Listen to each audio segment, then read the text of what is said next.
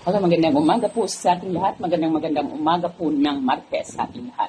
Ngayon guys, tuturo ko naman sa inyo ang isang pamamaraan upang laging swertihin ang ating mga wallet. So hindi naman natin sinasabi na kapag swerte ay laging paldo-paldo. So ibig sabihin hindi masasairan ang ating mga pitaka.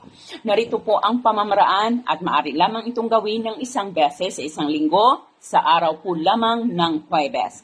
Tandaan po, araw po lamang ng Huwebes mula alas 6:30 hanggang alas 9 po ng umaga. Ganito po lamang ang ating gawin. Kumuha po lamang kayo ng 3 pirasong dahon ng laurel. 3 pirasong dahon ng laurel at isiksik mo ito sa inyong mga pitaka. Isiksik ito sa inyong mga pitaka at ito ay inyong papalitan pagsapit ng isang linggo. So, ibig sabihin, kapag inilagay ninyo ito ng Huwebes, ay papalitan din ninyo ito pagsapit ng Huwebes.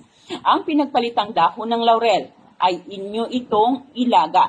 Hugasan po muna ninyo ang dahon ng laurel at saka po ninyo ilaga. Maaari ninyo itong gawing tsaa, maaari ninyo itong inumin, or maaari naman natin itong gamiting pangbanlaw sa ating katawan upang maalis ang mga negative energy. Okay? Tuwing Huwebes ay papalitan po ninyo ito. Ito po ay upang maging successful. Maging successful ka sa mga pinaplano mo sa iyong buhay. Lagi nating tatandaan.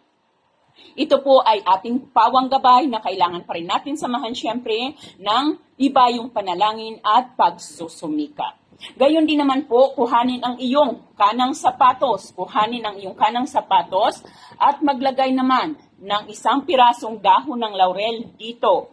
Yung sapatos na iyong gagamitin, kuhanin mo at ilagay mo ang 1 pirasong dahon ng laurel sa kanang sapatos na iyong ginagamit.